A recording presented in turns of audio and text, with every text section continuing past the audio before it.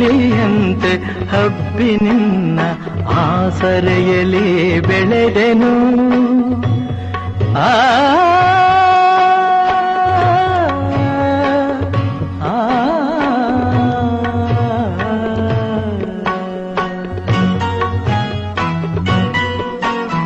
ಬಳ್ಳಿಯಂತೆ ಹಬ್ಬಿ ನಿನ್ನ ಆಸರೆಯಲ್ಲಿ ಬೆಳೆದೆನು.